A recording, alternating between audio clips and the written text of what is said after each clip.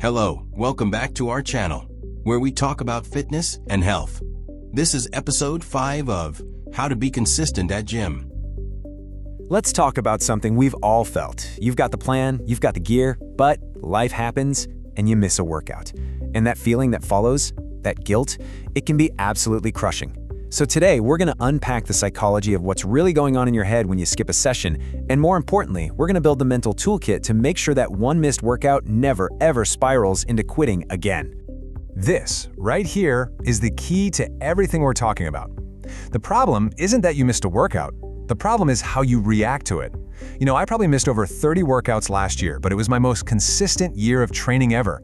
The secret isn't about being perfect, it's about having a system for when life, inevitably gets in the way. So, first things first, we have to normalize this whole experience. Because if you're in this for the long haul, you absolutely have to accept a fundamental truth about missing workouts. No, seriously, let that sink in for a second. You are going to miss workouts. It's not a question of if it's going to happen, it's a question of when. You'll get sick, your boss will drop a project on you, a family thing will pop up, or hey, maybe you just really don't feel like it one day. This isn't a sign that you're failing, it's just a sign that you're a human being living in the real world. The goal isn't to be perfect, the goal is to know how to handle it when you're not. Okay, so here's the core of the issue. Why does one tiny little slip-up so often lead to us just completely falling off the wagon? Well, it's because of a very predictable and very powerful psychological trap.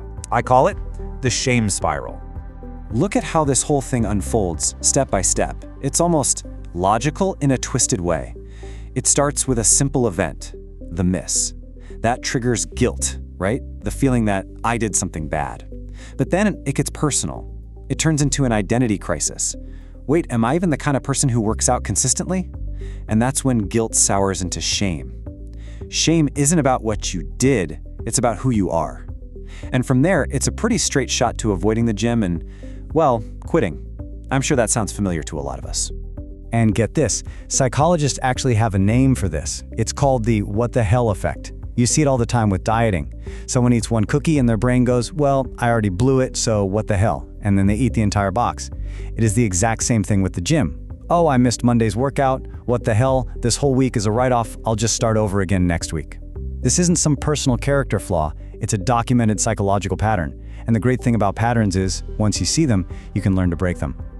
And this right here, this is the root cause. It's called all or nothing thinking. Our brains just love to sort things into clean little boxes, good or bad, success or failure, perfect or worthless. So when you miss one workout, your brain instantly files it under total failure.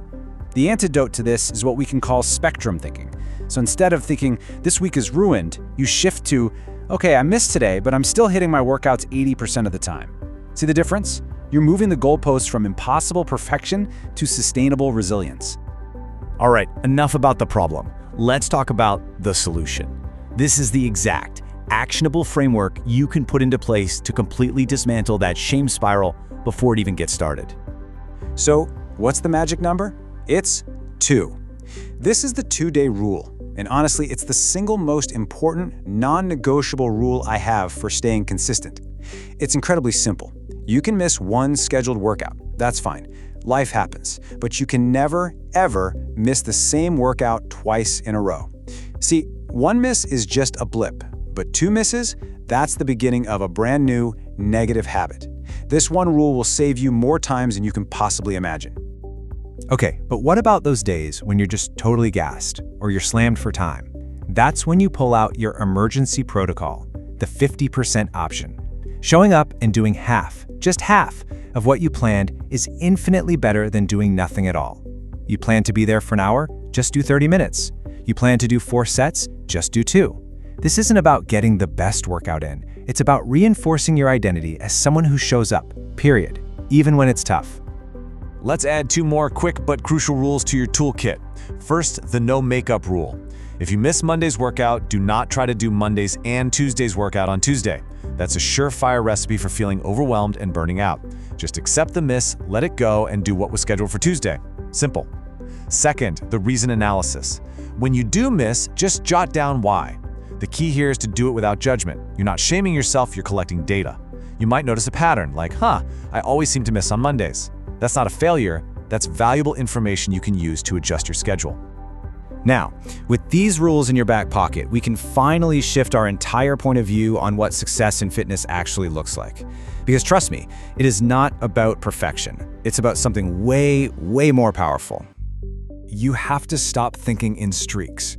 Don't break the chain. It sounds motivating, but it's incredibly fragile. The second that chain breaks, you feel like you've been sent all the way back to square one, and that feeling makes you want to quit. Instead, start thinking in percentages. If you planned on 16 workouts this month, but you only hit 13, that's not failure. That's 81% consistency. That is a huge win. It totally reframes a missed day from being a catastrophe into being just another data point. And this right here, this is what that looks like in the real world. This is my data from last year. I hit 82% of my planned workouts. That means I missed almost 1 out of every 5 sessions. If I was using that old streak mindset, I would have felt like I was failing constantly. But when you look at it through the percentage lens, you realize that 82% consistency over an entire year, well, that leads to absolutely life-changing progress. I mean, this slide just says it all, doesn't it? Person A is our perfectionist. They go all in 100% for 6 weeks straight. Then they miss one day, feel like a failure, and just stop. They get 18 workouts in for the entire year. Then you have person B. They aim for a realistic 80% and just keep showing up all year long, even with the occasional missed day. They rack up 166 workouts. So who do you think makes more progress?